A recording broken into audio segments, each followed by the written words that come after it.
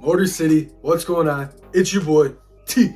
Back at it again with another episode of Talking with T. And in today's video, we're going to be talking about should the Detroit Pistons trade for guard Jaylen Brown from the Boston Celtics and the hiring of Monty Williams, top assistant coach, Stephen Silas. I'm super pumped. He's coming to coach here. I think that's just as big of a hiring as Monty Williams.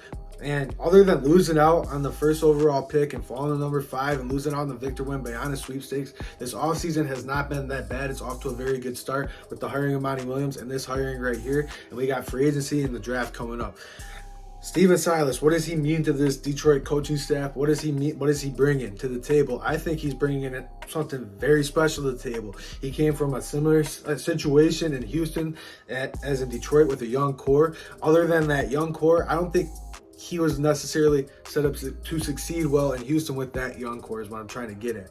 Jalen Green and Kevin Porter Jr., they're all ball-dominant players. That's hard to win with. That's hard to succeed with unless they know how to develop chemistry, and I think they're all about me, unfortunately, and that's not even a knock on Houston. They're about to get James Harden. That's going to be fun to watch. We'll see what goes on in Houston, but that's a whole other video topic, and we're talking about the Detroit Pistons. What is Stephen Silas bringing to Detroit? Like I said, he knows how to develop. He knows how to work with young people. He was the top assistant in Dallas, top assistant in Charlotte, and top assistant in Golden State. That's huge. He knows how to win. I'm excited to see what he can bring to this young core of Detroit. Now let's talk about the big topic from this video.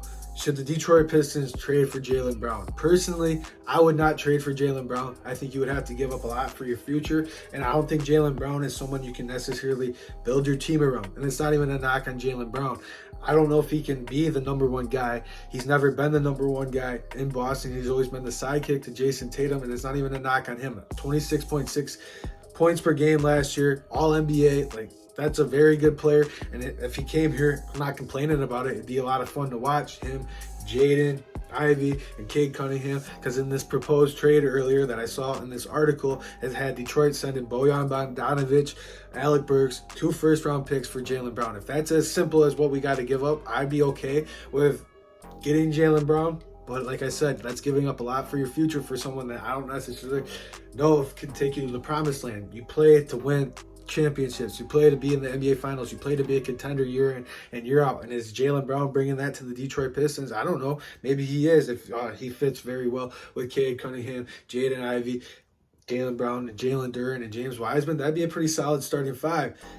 But is that something that's going to develop you into championship? I don't know. Maybe with Monty Williams and Stephen Silas, that would work out very well. If that's all you had to give up, I would go all for it. But if I'm Boston, I'm not even touching that trade. Let me know what you guys think in the comment section down below. Like, comment, subscribe. Please help this channel grow. And I really appreciate you guys for tuning in to today's video. Peace out.